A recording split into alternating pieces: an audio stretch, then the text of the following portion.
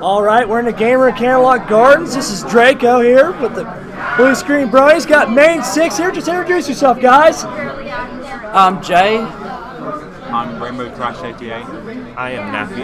I'm Lee. I'm Elisande, aka Workman. All right, and these guys just premiered Saturday a new build for their game, and they had a tournament, and it was later than usual, but it went pretty well. We got there, yeah. Yeah. Now I do gotta ask you a few questions, mainly general ones. I've been in the game business before. I'm a tester. I just want to know what was the deciding discussion to say, hey, let's make a fighting game. We didn't really have one of those. Yeah, it literally just came out of nowhere. We were browsing Pony-chan, which is one of the many image boards for My Little Pony, and there was just a thread. Yeah, on there there's a collab forum which is for projects, so people wanting to do stuff. Yeah. It's really nice that they have that type of forum to get teams together. I've always wanted something like that, and I personally always wanted to make a fighting game of some kind, and would jokingly with my friends talk about a My Little Pony fighter, and if one popped up, I swore I would become part of it no matter what. And I literally tripped over it one day, and we all did.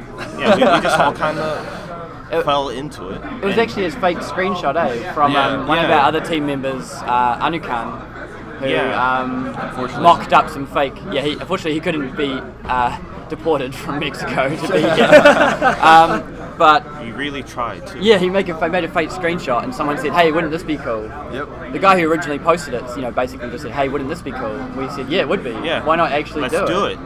And the guy who actually posted it isn't part of the team, but eventually we got together and started making it. We just went for it. Well, what fighting game inspires the game the most? Because most people play Street Fighter 2 or Street Fighter 3. Blaze Blue, or Guilty Gear. I personally like Guilty Gear because of the fast gameplay action. Now, what inspired the actual creation of the game, and do you think it's a speedy fighter or just a combo fighter, kind of like Tekken and Street Fighter? Honestly, initially the game was going to be a tag team based game, like MVC3, for example. But as we got into the engine and saw the immense amount of limitations, we turned it into a kind of just a 1v1 combo-centric fighter along the lines of Melty Blood and a bit of Blaze Blue, I guess. But as we created the characters and actually played the game, it just kind of became its own thing. We stopped really...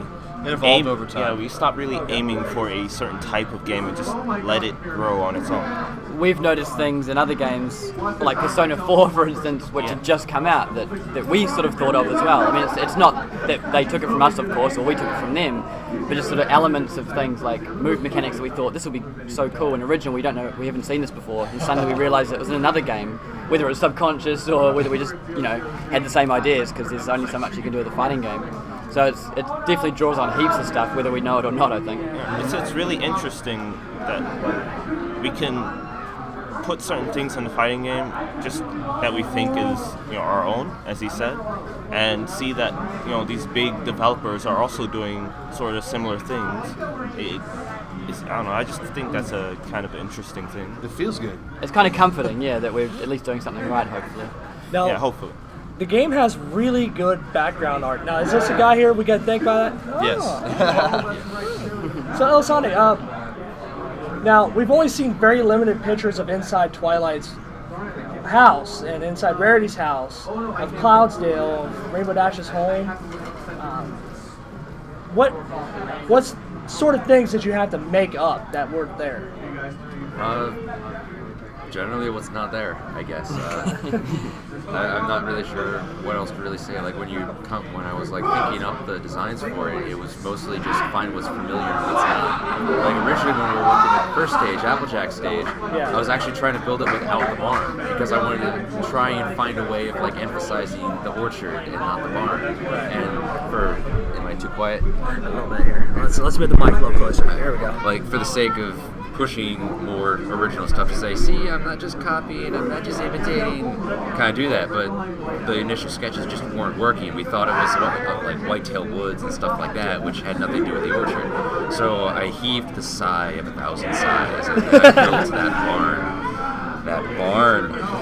That barn. Incredible, lovely, time-consuming barn. Yes.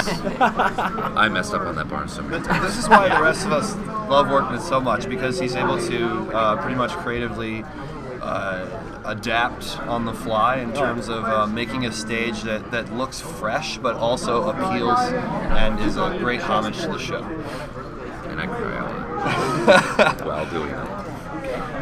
Okay, and I got actually a question for you, Rainbow Crash. I'm sorry. Lack of sleep over the weekend has consumed me. Don't we know it? Don't we know it? Now, you've made some great tracks. I personally, even though I haven't played the leaked version because of integrity of my game tester title, I like the leaked version of the Rainbow Dash theme. I mean, the grungy rock to me sounds better. Did it just not translate well once it was inside the game? I think the version that was in the leak, it was just too loud. It was like, let's see how we can do this without using musical terms. Use the musical terms and then try and re-describe and then translate it. Basically, I just really heavily compressed everything. I just crushed the limiter far too much, and there was just too much power, and basically in game it just felt like a complete onslaught trying to kind of sit down and play the game whilst that track was going on. It was just too much, so I had to soften it down a bit. Oh, okay. No, that makes sense. I mean, there's been a debate. Saberspark actually had a debate on his live stream between him and Paleo, which one sounded better, and they played them back and forth, and then like half the fans went towards Saber, half the fans went towards Paleo, and then their war erupted, and it got quelled because of Gangnam Style. I think the thing is also it's what people hear first they like, and when something changes, they don't like the change. The other thing is, of course, it's not meant to be listened to on an iPod. It's meant to be playing while you're playing a fighting game and concentrating. So it's a different purpose. Right. Maybe if you want it as a track, maybe you want to have it so it just blasts, more constant volume. Who knows? But yeah, there's only so much we can say. There's only so much accounting for taste. Right. Well, a lot of fighting games have soundtracks. I mean, if you ever play Killer Instinct, it came with Killer Cuts, which was a really great soundtrack. I know, repetitive but still pretty good. Our soundtrack is super strong, and if we released it as like a separate download, or RC or Whitetail wanted to release their stuff, they'd probably remaster it anyway to be listened to independently. So I don't know, I'm putting words in your mouth here. Yeah. It's true. Now, what is the process of actually accepting music into it? Because you started with Rainbow Crash and then Whitetail. Now, there's a guy out there called King Sparta. He does some really good tracks for stuff that is not released yet, like Fluttershy, Chrysalis, and Nightmare Moon. And I have to say, I love the Nightmare Moon one. I just love it. It's just so in your face. It really is. And when he put the Odyssey lyrics to it, it was pretty good. Now, can you see yourself working with him in the future? We kind of the team just got evolved together, and we didn't really we didn't really snipe people so much. Like, we loved RC88's like 8-bit stuff, and so when we sort of even had rumors of him joining up, it was like, oh, awesome, he's the guy who does that. And we heard some Whitetail stuff too, and it's the same deal. Like, I think it was DH at the time. Derby Who, been through a couple of whatever, days. DJ Derby Who, something like that. Same thing, like, wouldn't it be great to have something like that? So once we got them, it was like, that's fine. So, and of course, this wasn't meant to be a 1.5 year long project. Like, honestly, maybe thought a few months. I honestly, I kind of pictured I about was 6 honestly in it months. for however long. I didn't want to think for any amount of time that we'd be working on it for a few months or a few weeks. I just wanted to be part of a team finally that finishes something. Yeah. And that's been my driving force the entire time. It finishes something good. Right. I mean, to answer your question, I guess more directly, it's sort of, we don't sort of headhunt talent like that. I mean, we kind of like working with our little family and letting them give us what they've got. It's about close-knit friendships in Mane6 by this point. We're trying to keep it close, yeah. So well, you definitely don't want to bring in too many people. It kind of ruins the taste of the stew. We've got a few people who are sort of satellite employees, I guess, like a Ken, our sound guy. I mean, we just sort of say, can you just redo these sounds for us, or give us a sound effect for a whoosh or something, and he'll just come in and go, oh, how's this? Oh, that's great, thanks. He's awesome. And, won't see him again, and then we've got people who are right in there sort of every day making random decisions about all sorts of weird things, and then in between as well, people in between that too. All right, now when it comes to balancing this year, I heard you talk about balancing on your panel. Now, I agree with the 3 versus 3 fighter is very hard to balance because you got so many different combos, you got so many different tag team combos. It's not even funny. But with the 1v1, how are you going to balance that? Because there's obviously going to be one that's better at intercepting short range and intercepting long range. There's going to be counters for it, but the problem is you're going to always have people say, "Oh, it's not balanced enough," or that character's OP. Kind of like everybody thinks Rainbow Dash is OP right now. Yeah. It's all about options. Yeah. When it comes down to it.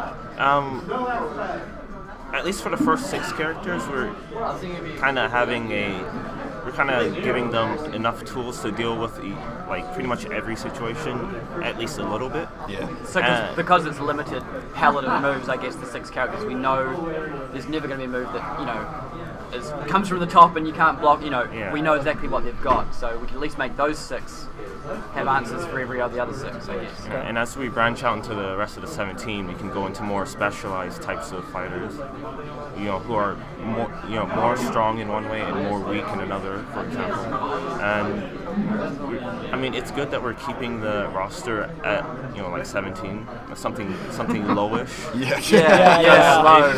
Low-ish. Yeah. It's not like Marvel vs. Capcom where it's got 60 some odd choices. That's another thing about tag-based fighters. You need a lot of characters to have the variety, but even with that, you're going to have a couple of really dominant teams, and on those teams, there are going to be characters that are just straight up better at everything than certain other characters in that role.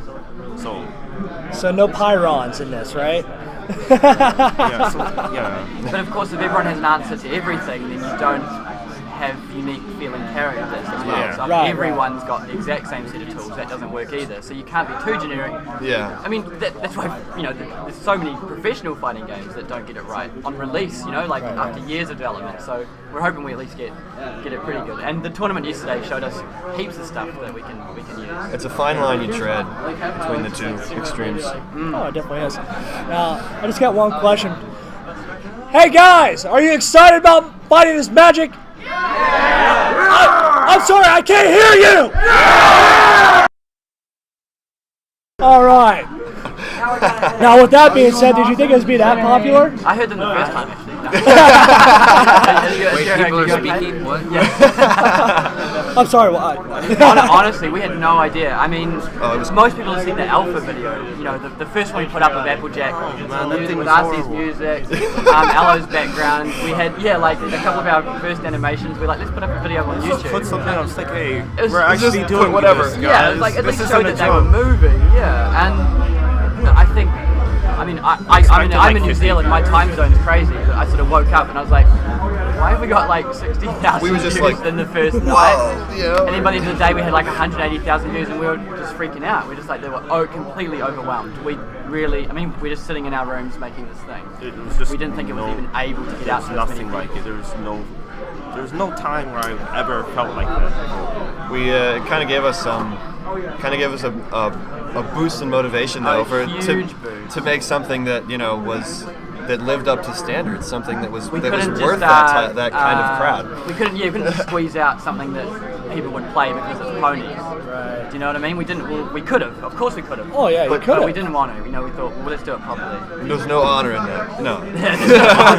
To be honest, there's a lot of games that do that. They just slap ponies on and they expect it to be popular, and it gets dropped to the wayside. And the fact that you guys are actually putting quality above ponies is actually pretty good, because you could have put Care Bears in there for all we care, and it'd still been a good fighter. Hopefully, yeah, that's what we want. That's what we like to think. I mean, we know that there's a lot. We've stolen a fan base in ponies. We've sort of hijacked it and piggybacked it. Yeah. but that's fine. We're okay with that. We're not making any money. So. Yeah, it makes it easier. And there's more passion as well for that terms of thing, because when you all have a show that we all love and that is great, we can draw from that very easily. We don't have to invent a universe, and there's a lot of character quirks that are already there that we can adapt and reference.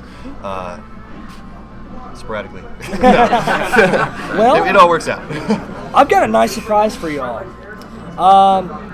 But first, I'm going to actually open up with a question from Final Draft. When's the release date he wants to know? Yeah, that's certain EFR person wants to know. Yeah. Well, I mean, if we knew that, just like Jay still said, probably wouldn't say it. Yeah. just like Jay said, It was just a joke question. there were times that we thought, but at this point, it's so fluctuated by this point that we can't really determine. And you got to remember that this is, well, in our free time, and some of us have more free time than others. Right. We have bursts like before this tournament. Holy crap! Like we did so much. Yeah. It's a huge push for us to have that sort of a goal, a date. It's like it's tournament's going to happen. Yeah. Deadline. On Saturday, the whatever of There's September. no stopping it. We have to get something out, and we thought, well, let's really try to get Rainbow Dash out. So we just had all the stuff we hadn't quite done yet. We made sure it was at least playable, And she did well. She made it to the finals, which was awesome. That's awesome. Just awesome. That's without any specials. Yeah. One So- special, no supers. Somehow that worked Oh, out. super, sorry. Yeah. No, you're right. My fighting terminology is a little outdated. No, that's fine. I was like that when I first started the team. All right. Now, the special surprise is Jason Thiessen's been following you guys, Excellent. Oh man. We know he's mentioned this a couple of times. and he wants to just We're flattered. he wants to see you guys finish this game. He really loves this game. Good. We're glad. This is what Draft has told me. Love it too. And also, I was told to pass along a message from Final Draft. If you need EFR's help at any time, contact him, All right. and Alrighty. he will get you the help you need. Thank you very much. We appreciate it. Big time. All right, now is there anything else you want to close out with, or should we close out with another yell? Well, I think we should close out with, why didn't Jason Thiessen come to the tournament? Oh, that's a good Calling question. him out. No. Jason, why didn't you come? Jeez. I mean, He would have still had to pay. We're not, no special favors. No. gotta get that money I'm somehow. kidding, Jason. I'm kidding. We're kidding. All right. So, who likes fighting his magic and wants to yell again? Yeah! Come on! Oh, you don't want to play? Okay, they don't want to play, guys. Let's pack up. Let's go. Come on. Yeah, they're busy playing it. That's good. They're playing it right now. It's up on the big screen. Oh, they're all distracted. Like, what? All right, guys. Thank you for coming. Hey, thanks a lot.